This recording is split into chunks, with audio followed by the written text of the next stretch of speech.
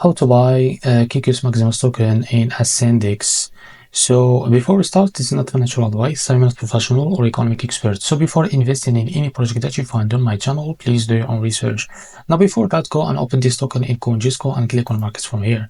Now find your AscendEX. As you can see, this is our AscendEX site. Now click on it in here. Now so that it will redirect you to your account. Now make sure to log into your account to be able to buy it. Now after that, click on buy from here, and you have two options from here. Now if you select the limit, you can now enter how much you want to buy with USDT, and make sure you have that amount on your account to be able to buy it. And now as you can see, we see here how much the total you want you have. Now after that, click on buy. If you select the market, you can now drag this, and now you can select or